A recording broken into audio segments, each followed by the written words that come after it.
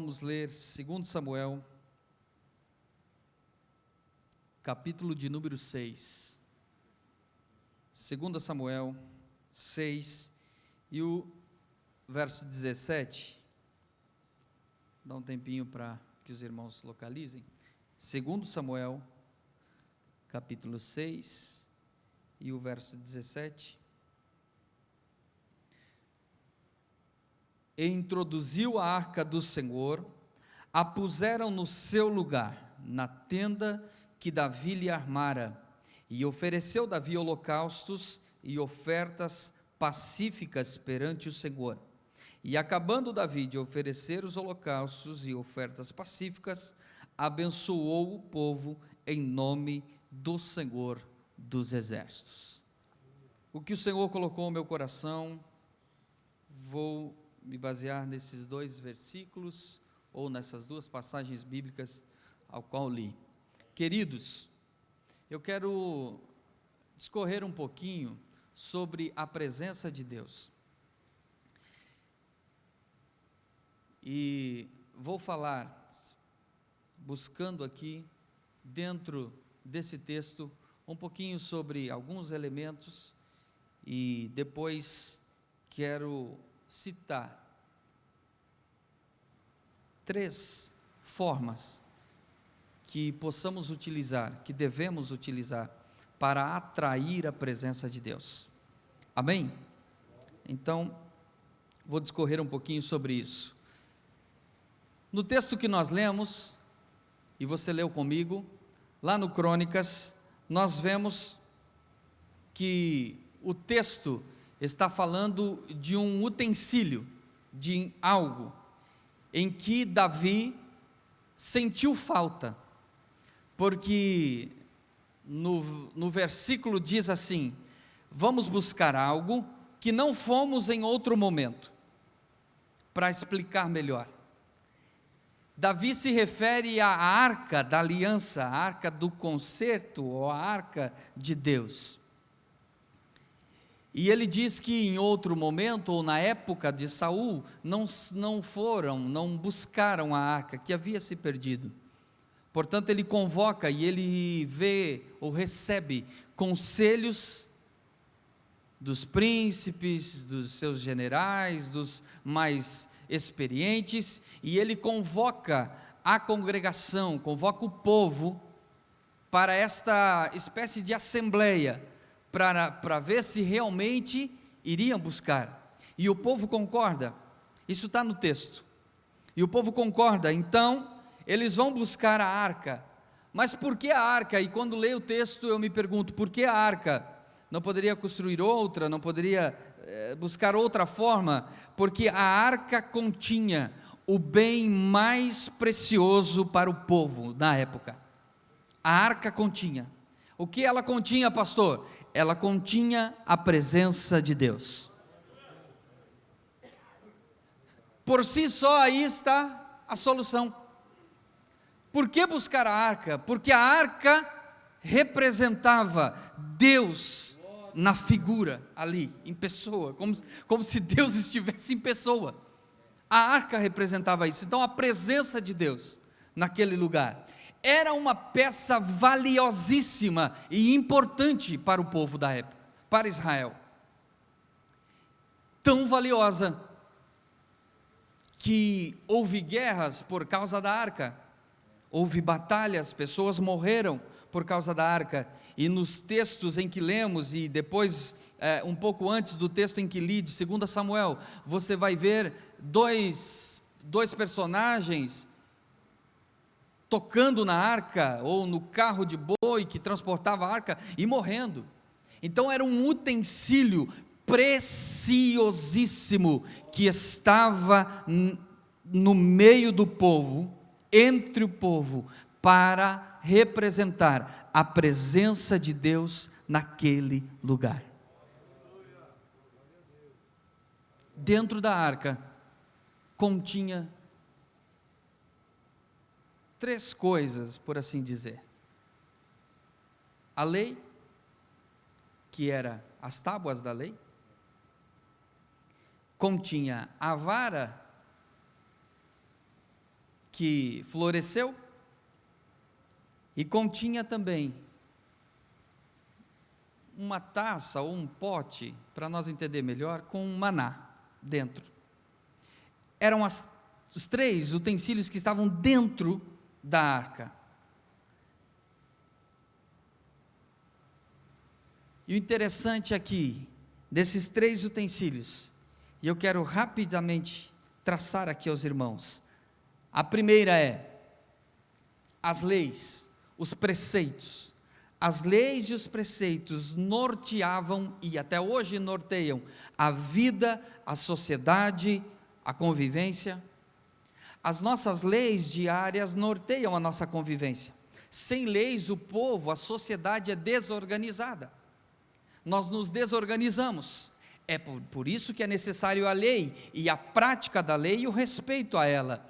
Aqui, para o povo de Deus, a lei, a palavra de Deus, é necessária para nortear a nossa vida cristã, a nossa convivência com o Senhor, a nossa convivência com os irmãos, a nossa vida em sociedade cristã. Por isso a lei, a palavra do Senhor. Segundo ponto, o maná. O maná é a provisão de Deus, representa a provisão, porque o maná só veio para prover. O povo estava com fome, você lembra, no deserto e tal, o povo estava com fome e precisava de maná, precisava comer, e o Senhor mandou o maná, a provisão. Por quê? Porque o maná recolhido no dia não serviria para o outro dia.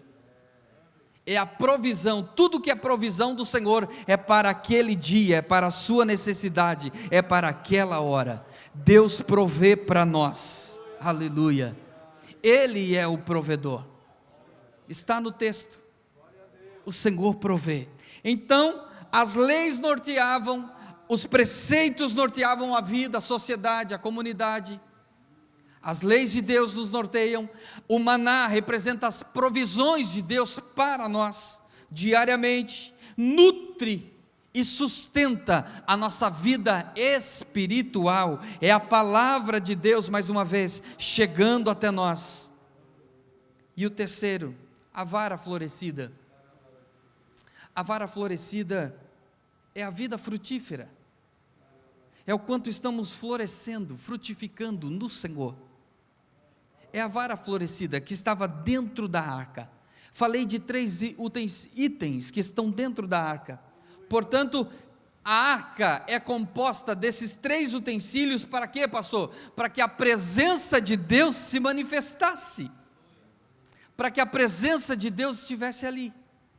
Foi determinação do próprio Deus para que esses utensílios estivessem dentro da arca. Deus ordenou assim, portanto foi feito. E agora eu me pergunto, o que eu preciso fazer para atrair a presença de Deus?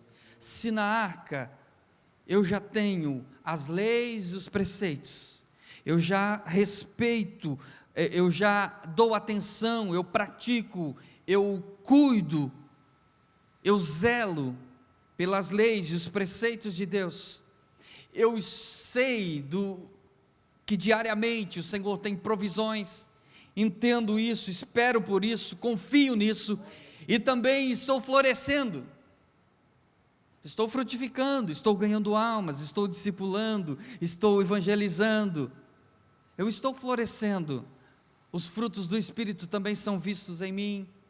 Então como que eu atraio a presença de Deus? E aí eu fui encontrar algumas coisas. Eu preciso descobrir o que agrada a Deus, eu preciso descobrir o que agrada ao coração de Deus.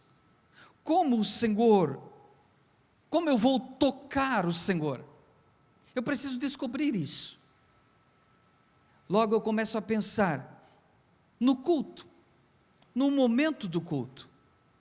Eu começo, só no culto aqui, na igreja, mas no culto em casa, no culto doméstico, no devocional, no momento em que eu estou, num particular com o Senhor. Eu não posso cultuar ao Senhor, buscar a Deus, buscar a presença dEle, para me agradar. Quando eu comecei a pensar sobre isso, eu comecei a me chocar comigo mesmo. Mas espera aí, Às vezes eu estou no culto, ou estou num devocional, e quero que aquele momento seja agradável para mim, mas é o contrário, não pode ser agradável para mim. Claro que quando a presença de Deus invade o ambiente fica agradável, mas eu tenho que querer agradar o Senhor. O momento é para agradar ao Senhor e não agradar a mim. Eu não posso buscar, porque se eu estou querendo agradar a mim, eu estou querendo a glória para mim, e o Senhor não divide a glória dele, não é por egoísmo, é porque a glória é dele mesmo. A glória é dele, tudo é para ele. Por isso, querido, você está no culto agora, irmão e irmã, nós estamos aqui para agradar o Senhor, para tocar o Senhor, para nós nos entregar ao Senhor, e daqui a pouco eu vou falar um pouquinho mais sobre isso. Então o que eu devo fazer, pastor? Primeiro ponto, sinceridade. Sinceridade. Lucas capítulo 18, versos 10 ao 14, Jesus está falando de uma parábola, e ele está dizendo sobre o fariseu e o publicano, em que os dois chegam no templo para orar. Você lembra disso? E um começa a dizer: eu não quero ser igual a este, isso e aquilo, e começa a se exaltar, a tornar a sua oração pomposa, gigante, e o outro não. Senhor, eu reconheço os meus erros, eu sei as minhas falhas, eu pratico iniquidades, eu isso, eu aquilo, e ele começa a encontrar em si mesmo os problemas, as dificuldades, as falhas, os erros. Sinceridade. O Senhor conhece o nosso coração. Não adianta eu querer falar uma coisa em que o Senhor sabe que não é. É igual a criança, nós que somos pais, quando a criança vem para nós e fala alguma coisa, nós sabemos que não é assim. A gente fica olhando assim, mas no nosso consciente nós ficamos pensando: não é isso, você está falando algo que não é verdade. Será que precisa Deus chegar a esse ponto para conosco? Não precisa. Precisa que nós sejamos sinceros ao Senhor. Nas nossas orações, nas nossas súplicas, nos nossos cultos, nós temos que ser sinceros ao Senhor, falar para o Senhor aquilo que estamos sentindo naquele momento, abrir o coração, sejamos sinceros. Deus não espera só o perfeito, é claro que Deus ama todos, mas Ele não espera só o perfeito, mas sim os sinceros com Ele. É este que Deus espera. Mesmo que eu esteja perfeito em algo, eu também sou sincero em dizer: Senhor, eu estou fazendo certinho aqui dessa forma, mas nesta forma eu estou errando. O Senhor vai olhar para você de forma diferente. Você vai começar a tocar o coração de Deus. Aleluia. Outro ponto, obediência. Esse é um item importante, porque a obediência é melhor do que o sacrifício, não é isso? 1 Samuel capítulo 15, verso 22, quando o profeta estava dando uma correção em Saul. Saul fez algo ilícito para ele era o rei, mas não poderia fazer aquilo. Portanto, Samuel, que é o profeta, corrige ele, e no versículo 22, no final do versículo ele diz: é melhor obedecer do que sacrificar. Não precisava os bois morrer, não precisava o sacrifício. Se você obedecesse, espera um pouco, tenha paciência, obedeça. Obedecer por amor, obedecer com temor. Se nós obedecermos ao Senhor com amor, se nós obedecermos com temor ao Senhor, nós vamos estar atraindo a presença de Deus para os nossos dias. A desobediência levou Sansão. A desobediência levou Sansão a quebrar princípios. Toda desobediência quebra princípios. Se alguém me ordenou fazer algo e eu desobedeci, eu quebrei o princípio da autoridade. Se Deus pediu para ser assim e eu não fiz, eu quebrei o princípio da autoridade de Deus. Eu não posso desobedecer, porque eu preciso manter os princípios estabelecidos por Deus. A desobediência de Sansão levou ele a quebrar o princípio e afastou a presença de Deus dele. O exemplo é que ele ficou fraco. A força de Sansão estava onde? Nos seus cabelos, na sua obediência ao Senhor, no temor ao Senhor. Ele temia ao Senhor e os princípios estavam estabelecidos nele. Mas quando ele quebra os princípios, revela, a desobediência faz com que ele revele o seu segredo, logo ele perde a força, perde o quê? A presença de Deus, porque era a presença de Deus na vida dele. A palavra diz que o Espírito de Deus se apoderava dele. Aleluia. Você quer que o Espírito de Deus se apodere cada dia mais da sua vida? Aleluia. Mantenha-se sincero diante ao Senhor, obediente ao Senhor. Tema ao Senhor. Aleluia. Terceira coisa, ou terceiro item, adoração e entrega. E quando eu falo de adoração, eu não posso esquecer de Abraão.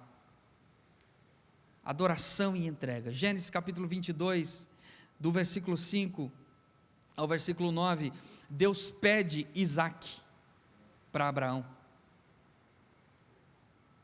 Dura coisa é pedir algo precioso. Para Abraão, talvez Isaque valia muito mais do que nós possamos até mesmo imaginar lendo o texto, porque era o filho da promessa, um filho que não teria possibilidade de ter com sua esposa, mas Deus prometeu, vem o filho, e agora Deus pede o filho, e Abraão adora ao Senhor com uma entrega. Abraão deixa os moços ali, pede para que fiquem, e sobe para o monte, para o local da adoração. Sobe com quem? Com seu filho, que é quem? Que é o próprio sacrifício. Ele vai entregar o bem mais precioso que ele tinha ao Senhor.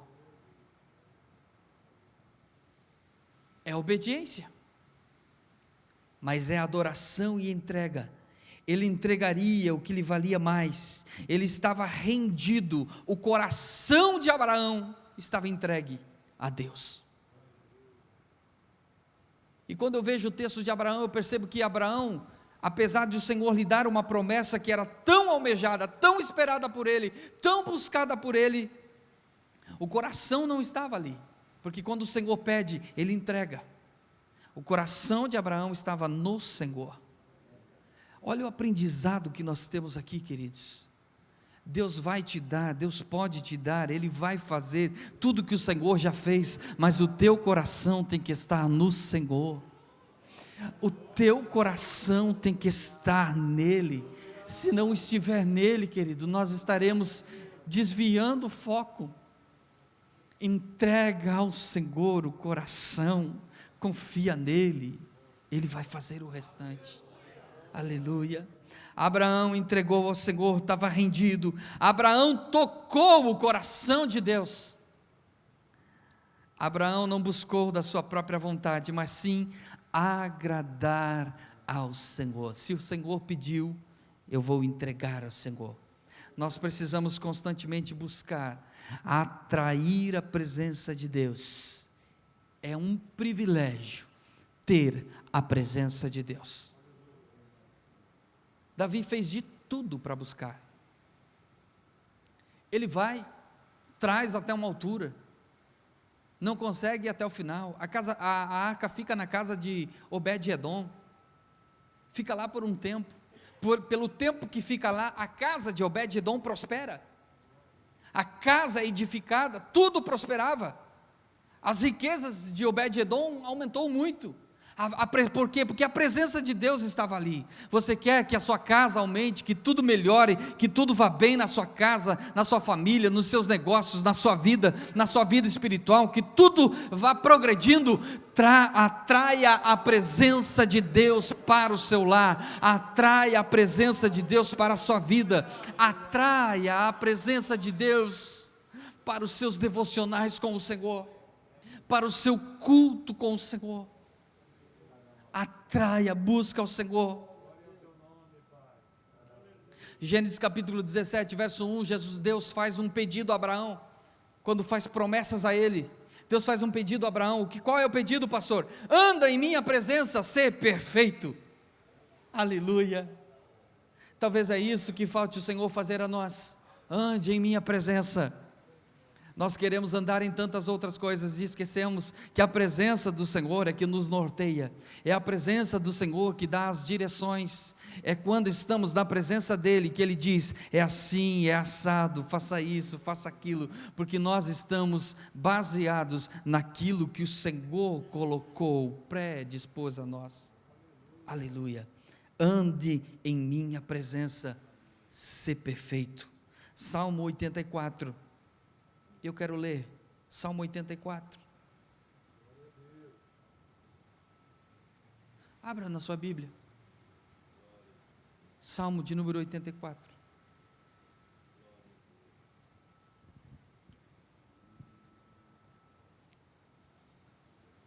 Olha que lindo esse salmo.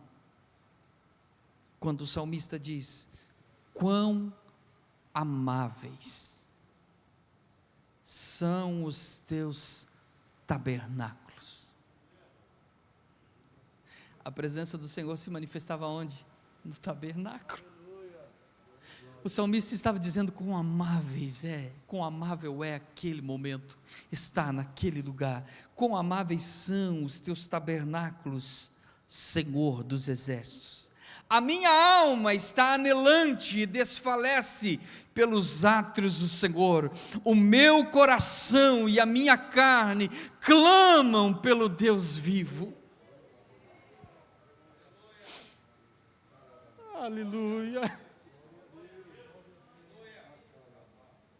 Quantas vezes nós nos prostramos aos pés do Senhor e clamamos por tantas coisas, e não nos lembramos de clamar pelo Deus vivo. Ele é o pão da vida, Ele é o maná diário para nós, Ele foi deixado ou veio até essa terra, tornou-se homem como nós, passou por todas as aflições, entregou-se por mim e por você, se doou por mim e por você, foi ao céu, deixou o Consolador, o Espírito de Deus, esse que está aí com você agora, sentadinho do seu lado aí, está junto com você, onde você vai, Ele vai com você, se você o convidar. Onde você for, Ele vai contigo, se você atrair a presença dEle. É disso que o salmista está falando, aleluia. É desse momento que o salmista está dizendo: a minha alma clama pelo Deus vivo. É o Espírito Santo para nós nos dias de hoje, é a presença dEle.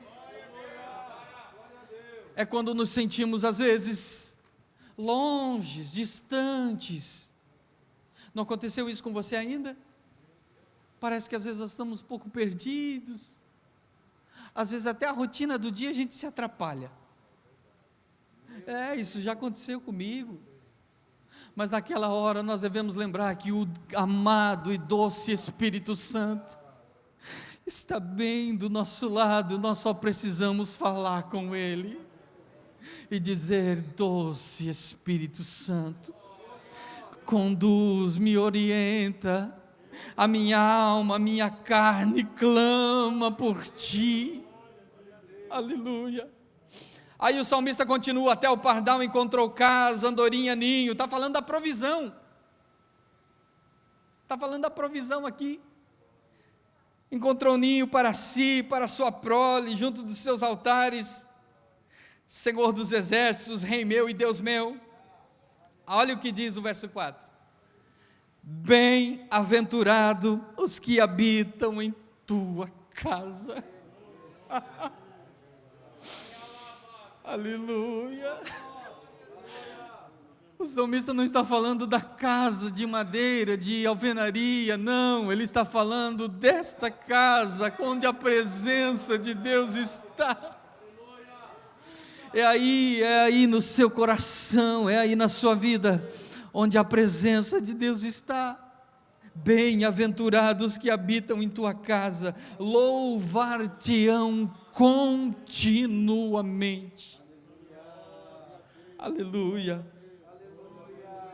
Eu quero finalizar aqui, verso 10. Depois você lê em casa com calma, todo o número 84. Mas olha o 10 diz: porque vale mais um dia nos teus átrios do que outra parte 1000. Vale mais um dia sentir a presença de Deus do que 1000 sentindo outras coisas, outras alegrias.